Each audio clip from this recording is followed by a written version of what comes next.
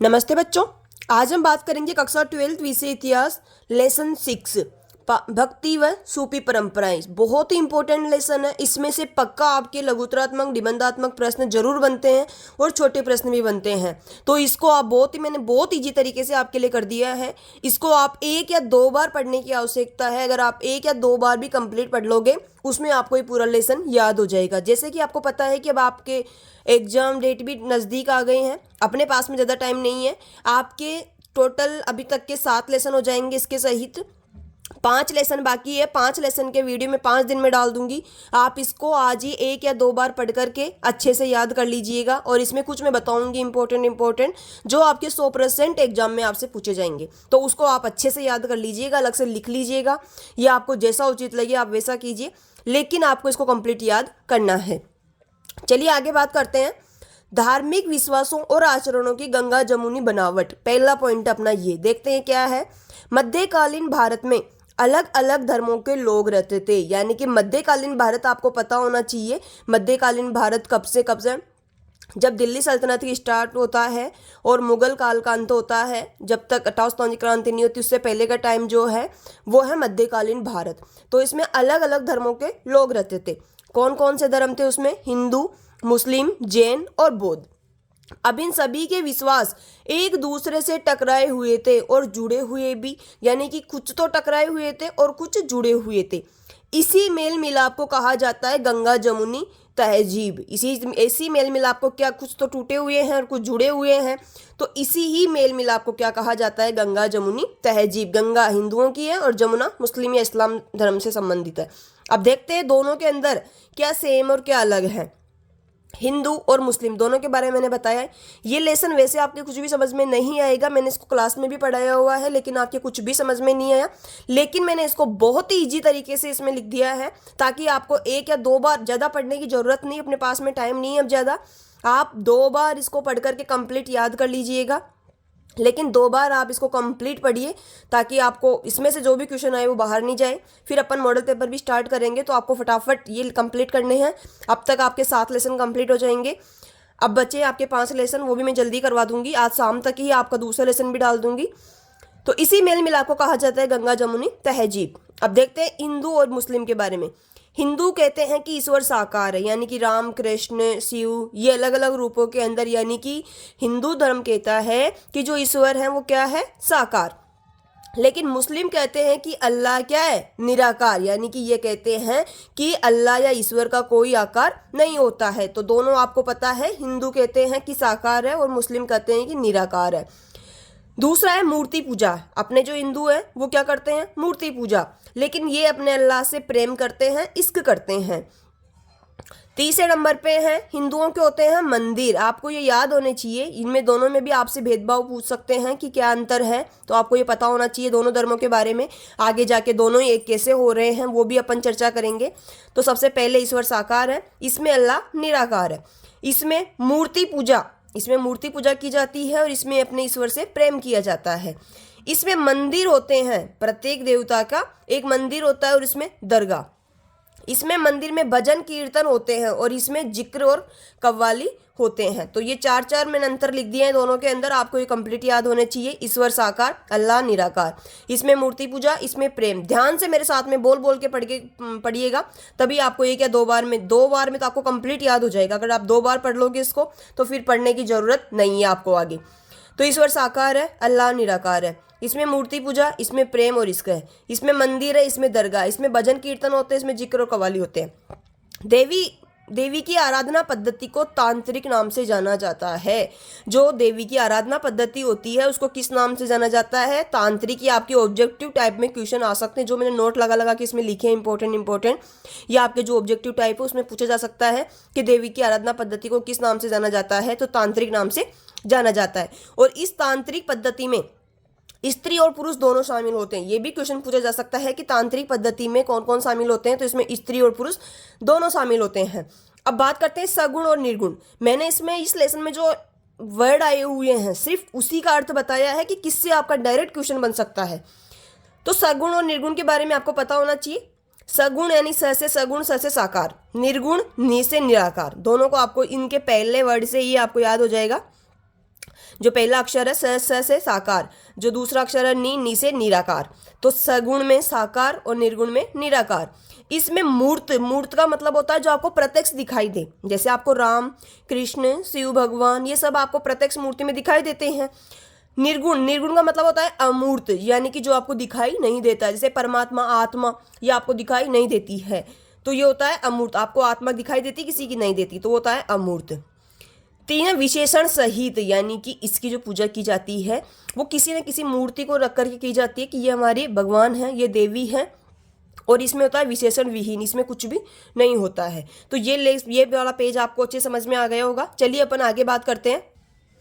अब तक के ऐसा एक भी एग्जाम नहीं हुआ, हाफ ईयरली ले लो चाहे ईयरली ले लो 12th क्लास के अंदर, जिसमें से अलवार और नैनार में से प्रश्न नहीं पूछा गया है। तो इसको तो आपको अच्छे से याद करना है। मैंने बहुत ईजी लैंग्वेज में इसको लिख दिया है, हालांकि मैं क्लास में भी आपको इनको अच्छे से याद करवा रखी हूँ, लेकिन एक बार मैंने इसको फिर लिखा है ईजी लैंग्वेज में ताकि आपको याद हो जाए। सबसे पहले अलवार का मतलब विष्णु जी के अनुयायी, अलवार विष्णु जी के अनुयायी, और नैनार शिव जी के अनुयायी। नैन किसका पर्यायवाची है? आँख का, और आँख यानी कि शिव जी की एक्स्ट्रा आँख है, बाकी सबके तो 2 है, लेकिन शिव जी के कितनी है? 3 आँख, तो ये नैन शिव, यानी कि नैनार किसके पर्यायवाची, नैनार किसके अनुयायी है? भगवान शिव जी के अनुयायी है। पहला तो ये कंप्लीट है। आपके ये डायरेक्ट क्वेश्चन पूछा जा सकता है ऑब्जेक्टिव में कि अलवार जो संत थे वो किसके अनुयायी है या कौन से धर्म से संबंधित हो। ये वैष्णव धर्म से, इसको आप वैष्णव, इसको शिव धर्म भी कह सकते हैं। अलवार जो है ये वैष्णव धर्म से संबंधित है, ये भी आपको पता होना चाहिए। वैष्णव, और जो नैनार है ये शिव। नैनार किससे संबंधित है? शिव धर्म से, और अलवार वैष्णव से। तो ये है अलवार जो है विष्णु जी के अनुयायी है, और नैनार शिव जी के अनुयायी। इनका जो समय है वो 5वीं से 10वीं शताब्दी है, और जो नैनार का समय है ये 6ठी से 8वीं शताब्दी है। देखना 5 के बाद में 6 आता है तो 6 से स्टार्ट है, और 10 के पहले 9 आता है, लेकिन 9 नहीं 8 तक ही कंप्लीट हो जाता है, यानी कि ज़्यादा टाइम तक ये रहता है। 5 से 10, 5 दूनी 10, और 6 से 8वीं, इन 5 से 10 के बीच में ही है, आपको ये याद रखना है। अलवार के कुल संत हैं 12। वेरी वेरी इंपॉर्टेंट, आपके डायरेक्ट क्वेश्चन पूछा जा सकता है कि अलवार में संतों की संख्या कितनी है? 12। और नैनार में संतों की संख्या कितनी है? 63। आपको ये याद रखना है। देखना इसमें कितना इजी है। इसमें समय कम है लेकिन संत ज़्यादा है, इसमें समय ज़्यादा है लेकिन संत कम है। दोनों में समझ में आ गई? अलवार में 5वीं से 10वीं शताब्दी, नैनार में 6ठी से 8वीं शताब्दी। इसमें संतों की संख्या 12 और इसमें 63। ये भी क्वेश्चन आ सकता है कि अलवार में भजनों का संग्रह क्या कहलाता है? नल ईरा दिव्य प्रबंधम। इसको 3 टुकड़ों में तोड़ देना। सबसे पहले नलीरा, फिर दूसरा दिव्य, और तीसरा है प्रबंधम। नल ईरा नलीरा दिव्य प्रबंधम, मेरे साथ में बोलना, आपको याद हो जाएगा। ये भजनों का संग्रह कहलाता है नल ईरा दिव्य प्रबंधम। नल ईरा दिव्य प्रबंधम 3 टुकड़ों में याद रखना है आपको, एक साथ याद मत रखना। नल ईरा दिव्य प्रबंधम। इसमें भजनों का संग्रह तिरुमुरई और तवरम, इसको तवरम भी कहते हैं, तो ये तवरम भी अगर आप लिख दोगे तो भी आपका करेक्ट जाएगा। तो ये आपको याद रहना होना चाहिए। नैनार में भजनों का संग्रह कहलाता है तिरुमुरई या फिर तवरम, और अलवार में भजनों का संग्रह कहलाता है नलीरा दिव्य प्रबंधम। इसके जो मुख्य संत, आपके ये भी क्वेश्चन पूछा जा सकता है कि अलवार के 2 मुख्य संतों के नाम बताइए। तो अंडाल और तोंदरा डिप्पोडी, अंडाल और तोंदरा डिप्पोडी, ये तो मैंने आपको क्लास में भी खूब याद रखवा रखा है। अभी हाफ ईयरली में भी आपके क्वेश्चन आया था कि अंडाल कौन थी, तो ये अलवार संत थी। मैं कह रही हूँ ना, एक भी ऐसा एग्जाम नहीं है हाफ ईयरली या ईयरली जिसके अंदर अलवार और नैनार में से प्रश्न नहीं आए। तो इसको तो आप ये मानो कि वेरी वेरी मोस्ट, इसमें से एक क्वेश्चन आपका कुछ भी पूछ सकते हैं, तो ये तो आपको याद रखना ही, इसलिए मैं बार बार इसको याद करवा रही हूँ। तो इसमें मुख्य संत है अंडाल और तोंदरा डिपोडी, और इसमें मुख्य संत है अल्लार, सुंदरार, संबंदर और कर्रईकाल अमैयार। ये इसमें भी 2 तो याद रख लेना, अल्लार और सुंदरार। इसमें अंडाल तोंदरा डिपोडी, इसमें अल्लार सुंदरार संबंदर कर्रईकाल अमैयार, जो भी याद रख सके आप।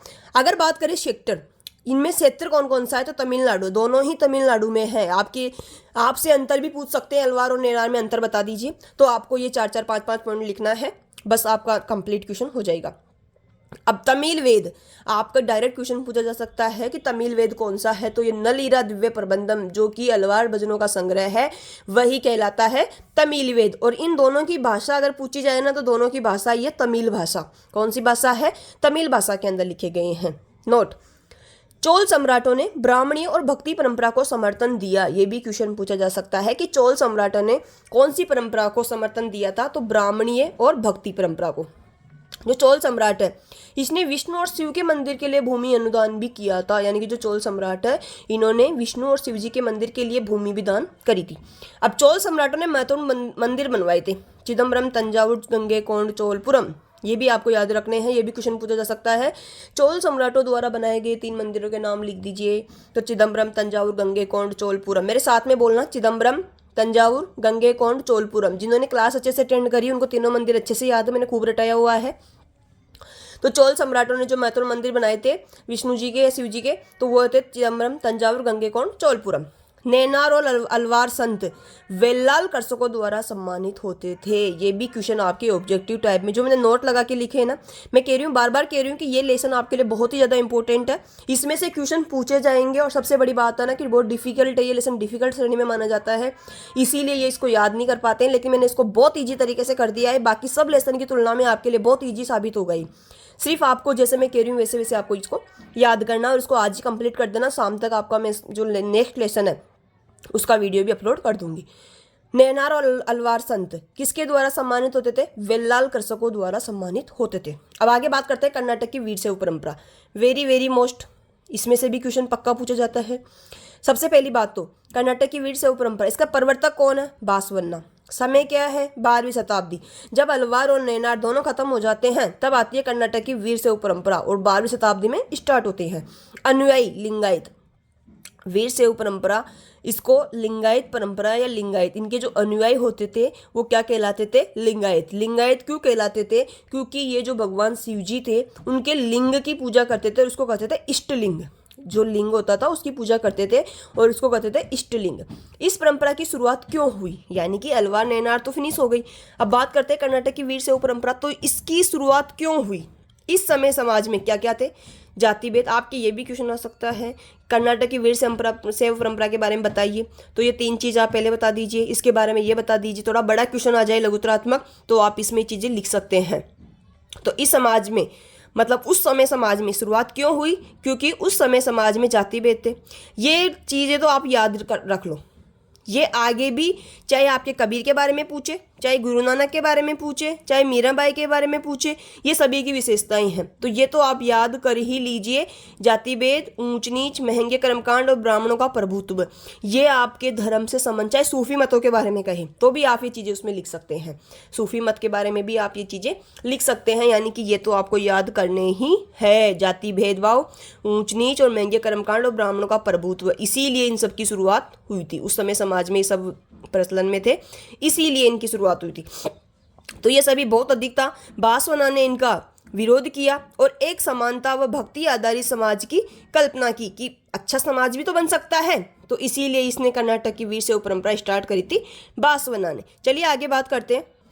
बहुत इजी लैंग्वेज में लिख दिया है मैंने, बस आपको 1 या 2 बार पढ़ना है, आपको कंप्लीट याद। 2 बार में तो आपका एक भी क्वेश्चन बाहर नहीं जाएगा। 1 बार में तो एक आध क्वेश्चन बाहर जा सकता है, लेकिन 2 बार में तो एक भी क्वेश्चन आपके बाहर नहीं जाने वाले हैं। जो बच्चे अभी तक भी पढ़ाई स्टार्ट नहीं करे हैं वो अभी भी मेरे साथ जुड़ करके पढ़ाई स्टार्ट कर दीजिए। अभी भी आपके, मैं कह रही हूँ, आपके 100 में से 100 नंबर लाने की मेरी गारंटी है। 100 में से 100, 99 भी नहीं, 100 में से 100 नंबर आएंगे आपके।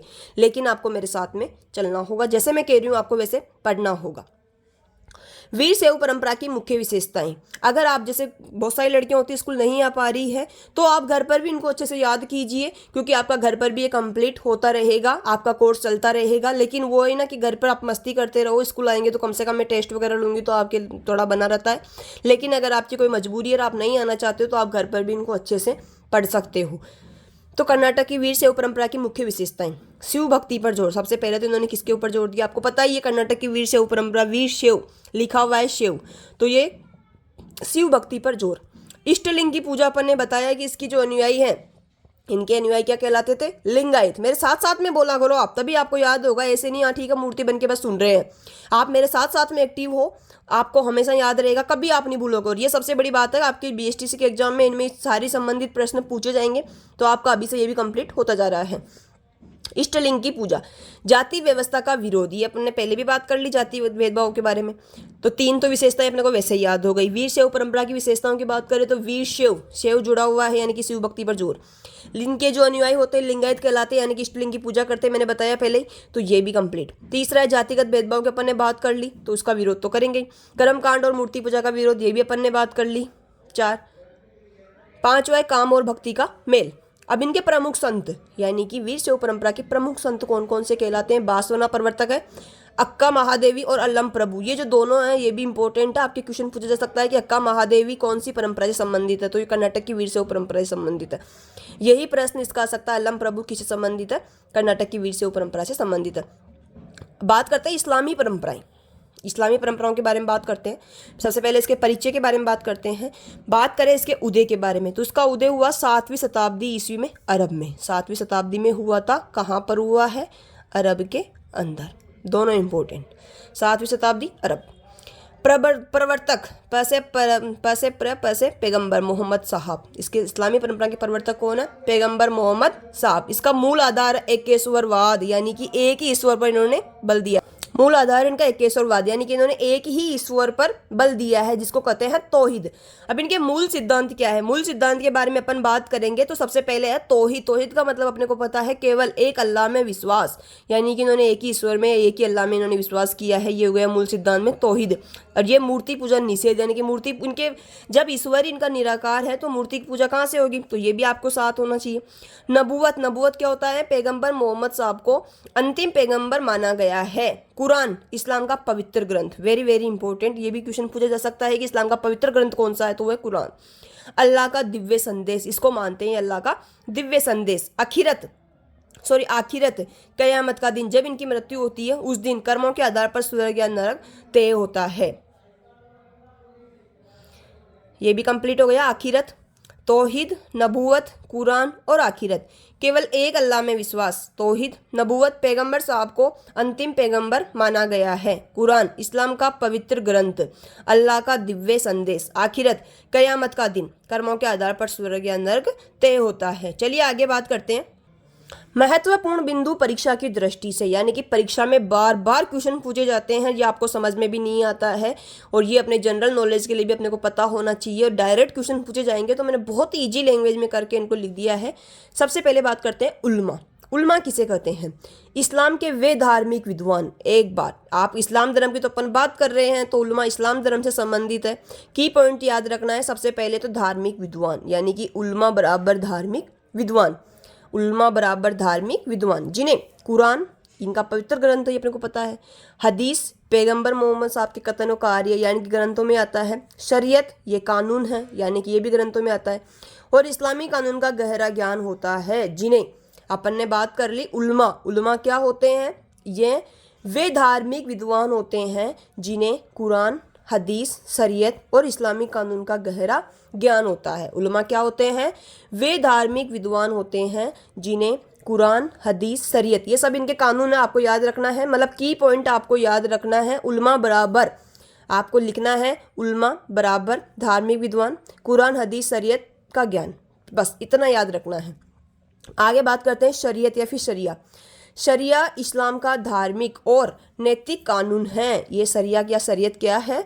शरिया इस्लाम का धार्मिक और नैतिक कानून है। ये धार्मिक और नैतिक कानून है जिसके अनुसार मुस्लिमों का धार्मिक, सामाजिक और व्यक्तिगत जीवन चलता है। यानी कि शरीयत के अंदर जो लिखा हुआ है उसी के अकॉर्डिंग इस्लाम या मुस्लिमों का धार्मिक, सामाजिक और व्यक्तिगत जीवन चलता है। ये हो गया अपना शरीयत या फिर शरिया।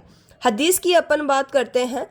पैगंबर मोहम्मद साहब के कथन और कार्य क्या कहलाते हैं? हदीस। पैगंबर मोहम्मद साहब के कथन और कार्य क्या कहलाते हैं? हदीस। कियास की अपन बात करते हैं। जब कुरान और हदीस में किसी समस्या का सीधा उत्तर ना मिले, वेरी वेरी इंपॉर्टेंट, कियास भी आपके क्वेश्चन पूछा जा सकता है। तो कियास किसे कहते हैं? जब कुरान और हदीस, यानी कि कुरान और हदीस दोनों के अंदर, अपन ने कुरान की बात कर ली, ये इनका पवित्र ग्रंथ होता है, ये आ गया इस्लाम का पवित्र ग्रंथ कुरान है। और हदीस पैगंबर मोहम्मद साहब के कथन और कार्य हैं। तो इन दोनों में ही जब किसी समस्या का समाधान नहीं मिले तो उल्मा मौजूद नियमों से तुलना करके नया निर्णय करते हैं, उसे कहते हैं कियास। यानी कि जब हदीस और कुरान दोनों के अंदर ही किसी समस्या का समाधान नहीं मिलता है तो जो उल्मा होता है, उल्मा पता ही आपको कि धार्मिक विद्वान होते हैं, तो वो क्या करते हैं, मौजूदा जो नियम होते हैं उसकी तुलना करके नया निर्णय, आपको सिर्फ ये याद रखना है, नया निर्णय। कियास क्या होता है, नया निर्णय। बस की पॉइंट याद रखना है इनके, कियास क्या है, नया निर्णय। कुरान इस्लाम का पवित्र ग्रंथ, अल्लाह द्वारा बनाए गए नियम, उपदेश और मार्गदर्शन का संकलन ही कुरान है, यह आपको याद रखना है। अब बात करते हैं इस्लाम के 5 स्तंभ। आपके डायरेक्ट क्वेश्चन पूछा जा सकता है कि इस्लाम के 5 स्तंभ कौन कौन से हैं। सबसे पहले कलमा, अल्लाह एक है, मोहम्मद उसके पैगंबर है। कलमा किसे कहते हैं, कलमा कहते हैं अल्लाह एक है, मोहम्मद उसके पैगंबर है। नमाज, दिन में 5 बार प्रार्थना करते हैं, उसको कहते हैं नमाज। रोज़ा, रमजान का उपवास, रमजान के महीने में ये लोग उपवास करते हैं, उसको कहते हैं रोज़ा। जक़ात, गरीबों को जो दान देते हैं उसको कहते हैं जक़ात।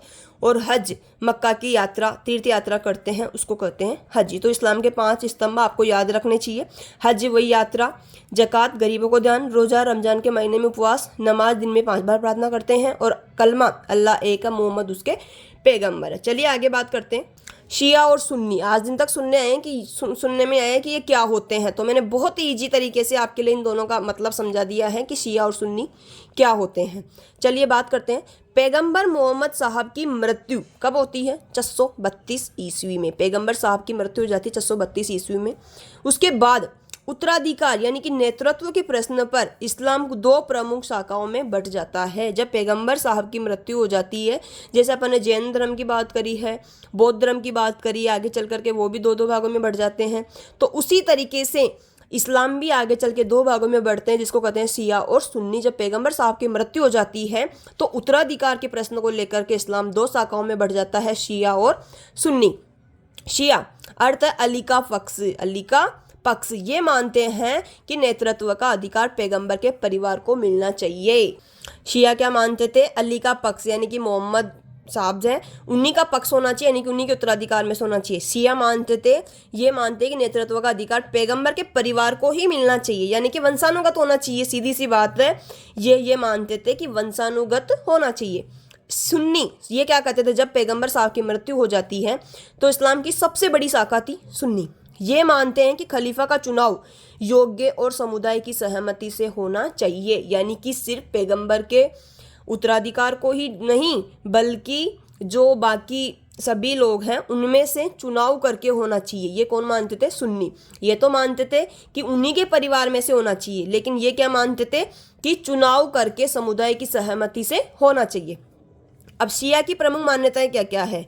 पैगंबर के दामाद हजरत अली को पहला वैध उत्तराधिकारी घोषित कर दिया। ये जो हजरत अली है इसी को करते हैं शिया, यानी कि अली का पक्ष, हजरत अली का पक्ष, यानी कि इन्होंने कहा कि इन्होंने जो शिया है इन्होंने क्या किया, पैगंबर के जो दामाद थे हजरत अली उसको पहला वैध उत्तराधिकारी घोषित कर दिया। इसमें क्या था, पहले 4 खलीफा खुलफाए राशिदुन क्यों मान्यता इन्होंने दे दी। इन्होंने मतलब दूसरों को, अब इनसे चुनाव होगा, इनमें वोटिंग होगी, वोटिंग करने के बाद में चुनाव होगा और जो समुदाय की सहमति होगी उसको खलीफा घोषित करेंगे। और ये आपको पता है इस खलीफा से ही खिलाफत आंदोलन आया था 1919 के अंतर्गत तुर्की के अंदर। तो उसके अपन ने अच्छे से बात कर रखी है पहले, अभी बात नहीं करेंगे। तो पैगंबर के दामाद हजरत अली को पहला वैध उत्तराधिकारी घोषित, और इसमें पहले 4 खलीफा जिसको कहते हैं खुलफाए राशिदून को मान्यता दे दी। इमाम को धार्मिक और राजनीतिक नेता माना गया है। इसके अंदर जो इमाम है उसको धार्मिक और राजनीतिक नेता माना गया है। यह कुरान पर आधारित इस्लाम है, कुरान को माना गया है। इमाम को विशेष धार्मिक अधिकार प्राप्त, और इसमें उलेमा की महत्वपूर्ण भूमिका थी। इसमें इमाम की महत्वपूर्ण भूमिका थी, इसमें उलेमा की थी। अब देखते हैं, इसमें बहुत शॉर्ट में मैंने लिख दिया है। इनकी संख्या, शियाओं की संख्या अल्पसंख्यक थी और सुन्नी की संख्या बहुसंख्यक थी। पहला तो ये हो गया अल्पसंख्यक और बहुसंख्यक। दूसरा, इसमें जो नेतृत्व किया वो वंशानुगत इमाम होना चाहिए, यानी कि मोहम्मद पैगंबर साहब के ही वंशानुगत होने चाहिए। और इसमें कहते हैं कि चुनाव से खलीफा का चुनाव होना चाहिए। इसका उत्तराधिकारी हजरत अली थे और इसके उत्तराधिकारी थे अबू बकर। धार्मिक ये क्वेश्चन आ सकता है कि मोहम्मद साहब के बाद में किसका चुनाव किया गया, तो अबू बकर का। और इसका उत्तराधिकारी कौन था, इसका दामाद हजरत अली। धार्मिक नेतृत्व इमाम और इसमें उलेमा। जो धार्मिक नेतृत्व कर रहा था उसको कहते थे इमाम और सुन्नी में कहते थे उलेमा। परंपरा इमाम की शिक्षाएं और इसमें सुन्नत और कुरान को महत्वपूर्ण बताया गया था। चलिए आगे बात करते हैं। डायरेक्ट क्वेश्चन पूछा जाता है, तुर्की मुसलमान क्या कहलाते हैं? तुरुस्क। ताजिकिस्तान से जो मुसलमान आए हैं वो क्या कहलाते हैं? ताजिक। और फारस के जो लोग थे उनको क्या करते हैं? पारसी। के ऑब्जेक्टिव टाइप में आपके डायरेक्ट क्वेश्चन पूछा जाएगा 1 वर्ड के अंदर, तो ये आपको याद होना चाहिए। तुर्की मुसलमान तुरुस्क, ताजिकिस्तान से जो मुसलमान आए थे वो ताजिक और फारस से जो आए थे वो पारसी। अब बात करते हैं सूफी मत का विकास। सूफी मत इस्लाम की आध्यात्मिक और भक्ति प्रधान परंपरा है, यानी कि ये इस्लाम पर आधारित है, ये तो अपने को पता है। सूफी मत इस्लाम की आध्यात्मिक और भक्ति प्रधान परंपरा है। सूफी मत का उद्देश्य क्या? इसका विकास होने का उद्देश्य क्या था? ईश्वर या अल्लाह से प्रेम द्वारा आत्मिक मिलन प्राप्त करना, यानी कि ईश्वर या अल्लाह से प्रेम द्वारा आत्मिक मिलन, आत्मा का मिलन प्राप्त करना। इसका प्रारंभ कब होता है? 8वीं से 9वीं सदी में अरब और ईरान क्षेत्र में। भारत में प्रारंभ होता है ये 12वीं शताब्दी में। भारत में कब आता है? 12वीं शताब्दी में। नोट, चिश्ती सिलसिला सबसे लोकप्रिय था। इसके अंदर सबसे लोकप्रिय सिलसिला कौन सा है? चिश्ती। जिसके प्रमुख संत कौन कौन से? क्वेश्चन आ सकता है, चिश्ती सिलसिले के प्रमुख संत कौन कौन से हैं? पहले नंबर पे ख्वाजा मोइनुद्दीन चिश्ती जिसकी दरगाह अजमेर में है, दूसरे नंबर पे बाबा फरीद और तीसरे नंबर पे है निजामुद्दीन औलिया। तो ये आपको पता होना चाहिए। और अबुल फजल इसके बाद में आते हैं। तो ख्वाजा मोइनुद्दीन चिश्ती, बाबा फरीद और निजामुद्दीन औलिया। सूफी मत की प्रमुख विशेषताएं। इसकी विशेषताएं, ये क्वेश्चन आपके डायरेक्ट आ सकता है कि सूफी मत की प्रमुख विशेषताएं कौन कौन सी? ईश्वर से प्रेम, आपको पता ही है। मानवता और भाईचारा, जाति भेद और धार्मिक कट्टरता का विरोध, सरल जीवन और नैतिक आचरण। ये सारी चीज़ें आएगी आपके जातिगत भेदभाव वगैरह सब कुछ, धार्मिक कर्मकांडों उनका विरोध करना, मूर्ति पूजा का विरोध, ये सब आप इसमें लिख सकते हो। तो सूफी मत की प्रमुख विशेषताएं ये होती है। अब एक पॉइंट कई बार पूछा जाता है, खानकाह से तात्पर्य। आपके छोटे छोटे क्वेश्चन आएंगे, इनको आपको मैंने लिखा है। खानकाह क्या होता है? खानकाह सूफी मत की एक धार्मिक आध्यात्मिक संस्था होती थी। खानकाह क्या होते हैं? सूफी मत की एक धार्मिक और आध्यात्मिक संस्था होती थी जहां सूफी संत पीर रहते थे और उनके शिष्य मुरीद साधना, शिक्षा और सेवा करते थे। यानी कि ये आपको पता होना चाहिए कि खानकाह एक संस्था होती थी जिसके अंदर संत यानी कि पीर जिनको कहते थे और शिष्य जो मुरीद कहते थे, ये दोनों ही मिलकर साधना, शिक्षा और सेवा करते थे। ये आपको पता होना चाहिए कि खानकाह है। इसमें सीधी सी भाषा में ये भी कह सकते हैं कि जो सूफी संत थे इनका निवास स्थान, यहाँ पर ये लोग निवास करते थे। डायरेक्ट इजी तरीके से आप ये समझ सकते हैं, यानी कि एक ऐसा घर होता था जिसके अंदर संत और मुरीद यानी कि पीर और शिष्य दोनों ही मिलकर के यहाँ पर शिक्षा सेवा करते थे। सिलसिला, ये आपको पता होना चाहिए। अपन बात कर रहे हैं सिलसिलों की, तो सिलसिले से तात्पर्य क्या है? सूफी संतों की गुरु परंपरा या आध्यात्मिक वंशावली क्या कहलाता है? सिलसिला। बेशरिया, शरिया की अवहेलना या शरिया का पालन न करने वाले बेशरिया कहलाते हैं। और बाशरिया, शरिया का पालन करने वाला, क्योंकि इसमें जो बा होता है ना, इसका मतलब होता है सहित, यानी कि शरिया सहित, यानी कि शरिया का पालन करने वाला। और ये जो बे है, उपसर्ग है ये उर्दू के, तो इसमें बे का मतलब होता है बिना। बेशरिया यानी कि बिना शरिया के, और बाशरिया यानी शरिया सहित। तो शरिया का पालन करने वाले बाशरिया और शरिया का पालन नहीं करने वाले बेशरिया। अब चिश्ती सिलसिले के प्रमुख उपदेशक कौन कौन से हैं? ये 3 इंपॉर्टेंट, इसको आपको याद रखना है। पहले नंबर पे शेख मोइनुद्दीन चिश्ती। इनकी जो मृत्यु हुई है 1235 ईस्वी के अंतर्गत होती है और इनकी दरगाह कहाँ बनाई जाती है? अजमेर, जो कि राजस्थान में है। दूसरे नंबर पे बख्तियार काकी, 1235 में इसकी मृत्यु होती है, दोनों की साथ में 1235 में, और इसकी दरगाह कहाँ बनाई जाती है? दिल्ली में। और तीसरे नंबर पे इंपॉर्टेंट शेख निजामुद्दीन औलिया, इसकी मृत्यु कब होती है? 1325 ईस्वी में, और ये भी कहाँ है? दिल्ली के अंतर्गत। नवीन भक्ति पंथ, अब देखते हैं नवीन भक्ति पंथ में कौन कौन आते हैं। सबसे पहले आता है कबीर। इनका जन्म होता है 1398 ईस्वी में काशी में। इनके जो गुरु का नाम है वो है रामानंद। ये आपको कबीर के बारे में अच्छे से पता है क्योंकि आपके लिटरेचर में भी है। इनकी जो रचनाएं हैं वो बीजक और उलटवासी। अभी AFL में पूछी गई थी, अब बीजक पूछी जा सकती है, तो आपको याद जरूर रखना है। धार्मिक विचारधारा, इनके अकॉर्डिंग धार्मिक विचारधारा क्या है, यह क्वेश्चन पूछा जाता है। आपको पता है अभी गुरु नानक और कबीर में अंतर या उनकी शिक्षाओं के बारे में बताया गया था, तो यही उनकी शिक्षा है। कबीर जी ने बताया है कि निर्गुण भक्ति की, ये निर्गुण भक्ति के प्रवर्तक थे। ईश्वर निराकार है, मूर्ति पूजा का विरोध करते थे, ये कर्मकांड का विरोध हिंदू मुस्लिम एकता, ये कहते थे कि दोनों धर्मों की रूढ़ियों का विरोध मानवता को सर्वोच्च धर्म बताया, यानी कि दोनों की रूढ़ियां जो उसको खत्म कर दो, ये दोनों ही मानवता के सर्वोच्च धर्म बन जाएंगे। समानता और नैतिक जीवन, ये सारी चीजें सभी में आएगी। चलिए आगे बात करते हैं। गुरु नानक देव, ये भी आपके आराम से याद, अभी आपके आखिरी में पूछे गए थे। सिख धर्म के संस्थापक और प्रथम गुरु, यानी कि क्वेश्चन आ सकता है सिख धर्म के प्रथम गुरु का नाम क्या है? गुरु नानक देव। सिख धर्म के संस्थापक कौन है? गुरु नानक। तो जन्म इनका कब होता? 1469 में, यानी कि कबीर जी के बाद में आए थे। गुरु नानक ने देश विदेश में यात्राएं की, जिन्हें उदासियां कहा जाता है। ये भी क्वेश्चन आ सकता है कि गुरु नानक जी ने जो देश विदेश में यात्राएं की थी उन्हें क्या कहते हैं? उदासियां। मेरे साथ में बोलना। इसमें 3 क्वेश्चन बन गए हैं। 3 प्रश्न कौन कौन से हैं? गुरु नानक सिख धर्म के संस्थापक और प्रथम गुरु, जन्म 1469 में, और इन्होंने देश विदेश में जो यात्राएं की तो उन्हें क्या कहते हैं? उदासियां। अब गुरु नानक की धार्मिक विचारधारा, जैसे अपन ने उसकी बात करी कबीर जी की, वैसे ही गुरु नानक जी की बात करेंगे। एकेश्वरवाद में विश्वास, इन्होंने कहा है कि ईश्वर एक ही है। इसने क्या कहा है? कि ईश्वर एक ही है। इन्होंने कहा है कि ईश्वर निराकार है। Very very important. तीसरा कहा है कर्मकांड और मूर्ति पूजा का विरोध। वैसे ही कबीर की शिक्षा है, वैसे इनकी है। इन दोनों की शिक्षाओं को आप समान करके लिख सकते हैं। तीर्थ, जाति भेद और दिखावे का विरोध, जाति व्यवस्था का विरोध, स्त्री पुरुष समानता, ये सब इन्होंने शिक्षाएं दी है। ये आपको याद रखना है। गुरु नानक जी की धार्मिक परंपरा की अगर अपन बात करें, इन्होंने कहा एकेश्वरवाद में विश्वास, यानी कि ईश्वर एक ही है, ईश्वर निराकार है, और कर्मकांड और मूर्ति पूजा का विरोध किया है। तीर्थ जाकर के जो पाप धोते हैं उसका भी इन्होंने कहा है कि सब दिखावा है, कोई तीर्थ जाने की जरूरत नहीं है। आप अपने मम्मी पापा की अच्छी सेवा कीजिए, वही आपका सबसे बड़ा तीर्थ है। जातिगत भेदभाव, जो ऊंच नीच की भावना है, उसको खत्म करने का बोला इन्होंने। जाति व्यवस्था का विरोध किया है और स्त्री पुरुष को समान माना है। अब इनकी रचनाएं गुरु नानक की बाणियां और गुरु ग्रंथ साहिब में संकलित है। बात करते हैं मीराबाई। इनमें से प्रश्न आ सकता है इस बार। गुरु नानक और कबीर जी के बारे में आ गया। जन्म 1498 ईस्वी में लगभग, स्थान कुड़की मेड़ता के अंदर। इनके पिता रतन सिंह राठौड़ जो कि एक राजा थे। इनका विवाह हुआ भोजराज से जो कि मेवाड़ के युवराज थे। इनके गुरु का नाम थे रैदास। अब ये चरमकार से थे। इनकी जो जाति थी वो चरमकार से थी, यानी कि जो मीरा थी इन्होंने भी जातिगत विरोध किया था, इनको कोई फर्क नहीं पड़ रहा था।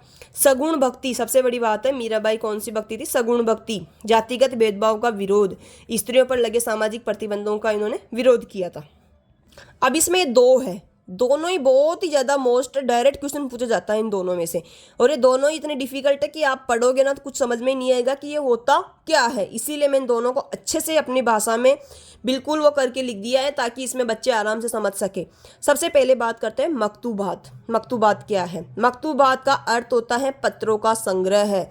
सबसे पहले तो आपको जब आपके एग्जाम में क्वेश्चन आ जाए तो यही लिखना है मकतूबात। मकतूबात को लिख करके नीचे लिखना है अर्थ, और अर्थ क्या है? पत्रों का संग्रह। मकतूबात का अर्थ क्या होता है? पत्रों का संग्रह। मकतूबात पत्रों का संग्रह। मकतूबात उन धार्मिक आध्यात्मिक पत्रों को कहा जाता है। ये अपने को पत्र तो समझ में आए गए। अब कौन से पत्र? धार्मिक और आध्यात्मिक, जो सूफी संत अपने शिष्यों, शासकों और अनुयायियों को लिखते हैं। यानी कि सीधी सी बात है कि मकतूबात एक तरह का पत्र है, लेकिन कौन सा पत्र है? धार्मिक और आध्यात्मिक। मकतूबात उन धार्मिक आध्यात्मिक पत्रों को कहा जाता है जो सूफी संत, ये जो सूफी संत हैं किसको लिखते हैं? अपने शिष्य, शासक और अनुयायियों को। तीन कीवर्ड याद रखना है। सबसे पहले तो इसका अर्थ होता है पत्र। अब ये पत्र कौन से हैं? धार्मिक और आध्यात्मिक। और सूफी संत किसको लिखते हैं? शिष्य, शासक और अनुयायी। ये तीनों तो आपको वैसे ही याद है। यानी कि मकतूबात क्या है? पत्रों का संग्रह है। और कौन से पत्र हैं? धार्मिक और आध्यात्मिक। और सूफी संत इनको किसके लिए लिखते थे? शिष्य, शासक और अनुयायियों को। सीधी सी बात आ गई, समझ में आ गई। मकतूबात सूफी विचारधारा को समझने का मुख्य स्रोत है। ये बात करते हैं तजकीरा। बहुत इंपॉर्टेंट प्रश्न है आपके। इन दोनों में से आज लिख के ले लो, इन दोनों में से आपका एक प्रश्न जरूर पूछा जाएगा। तजकीरा का अर्थ सूफी संतों या महान व्यक्तियों के जीवन और विचारों का वर्णन करने वाले ग्रंथ को तजकीरा कहते हैं। देखना, समझना इसको भी। जो सूफी संत है या जो महान व्यक्ति है उसके जीवन और विचारों का वर्णन करने वाले ग्रंथ को ही तजकीरा कहते हैं। यानी कि ये ऐसे ग्रंथ हैं, जैसे महाभारत है। महाभारत के अंदर जो कृष्ण भगवान जी हैं, अर्जुन हैं, उनके बारे में कितना अच्छे से लिखा गया है। तो वैसे ही सूफी संतों या महान व्यक्तियों के जीवन और विचारों का वर्णन करने वाले ग्रंथ को ही, इम्पोर्टेंट ये है, जीवन सूफी संतों या महान व्यक्तियों के जीवन और विचारों का वर्णन करने वाले ग्रंथ को ही क्या कहते हैं? तज़किरा। सबसे प्रसिद्ध तज़किरा, ये भी क्वेश्चन लिखना है, थोड़ा बड़ा वाला क्वेश्चन आएगा ये, तो आपको याद रखना है। ये छोटे क्वेश्चन में ये भी आ सकता है। सबसे प्रसिद्ध तज़किरा कौन सा है? अखबार उल अखियार। अखबार उल अखियार। और किसने लिखा है? ये देलवी। सिर्फ इतना, इसका नाम तो बहुत बड़ा है, लेकिन इतना भी लिख दोगे तो भी काफ़ी है। तो सबसे प्रसिद्ध तज़किरा की अगर बात करें अपन, पहले आपको ये समझ में आ गया, मकतूबात तो पत्र थे जो कि वो संत थे जो अपने शिष्य शास्त्रों अनुयायियों को लिखते थे। तज़किरा क्या है? ये जो सूफी संत थे उनके जीवन और विचारों का वर्णन करने वाले ग्रंथ थे। सबसे प्रसिद्ध तज़किरा कौन सा है? अखबार उल अखियार। किसने लिखा है? देहलवी ने लिखा है। भारत में लिखा पहला सूफी तज़किरा, यानी कि भारत में लिखा गया पहला सूफी तज़किरा क्या है? सियारुल औलिया। और ये किसने लिखा है? मीर खुर्द किरमानी। बहुत ही इंपॉर्टेंट है ये वाला। अब ये जो लेसन है इसको मैंने बहुत अच्छे से पढ़ा दिया है आपको। मैं कह रही हूँ इसको आप कम से भी कम 2 बार, ज़्यादा नहीं देखना, लेकिन 2 बार में आपको ये अच्छे समझ में आ जाएगा। इसके बाद शाम तक मैं आपका दूसरा लेसन भी डाल दूंगी। अब वो अपने पास में टाइम नहीं है, आप इसको अच्छे से याद कीजिए। और इसमें कमेंट में आपको लिखना है उल्मा, कुरान, कियास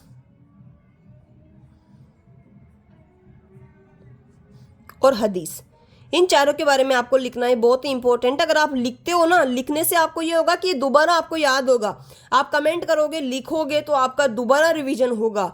तो मैं उम्मीद करती हूँ कि सभी बच्चे इन चारों के आंसर शॉर्ट में लिखोगे जिससे समझ में आ जाए, और अपने नाम के साथ में लिखोगे ताकि मुझे ये पता चल सके कि किस किस ने पूरा वीडियो देखा है या नहीं देखा है। ये बहुत ही इंपॉर्टेंट है। इनमें से आपको एग्जाम में डायरेक्ट क्वेश्चन पूछा जाएगा, 1 या 2 क्वेश्चन आपके इसमें से मिलेंगे। तो ये बहुत इंपॉर्टेंट है। जो लेसन उसका सार है, तो ये आपको याद रखना है और इसमें कमेंट में आपको लिख देना। और कोई समस्या है, कोई चीज़ समझ में नहीं आ रही है, तो उसको भी आप कमेंट में लिख सकते हो। Thank you.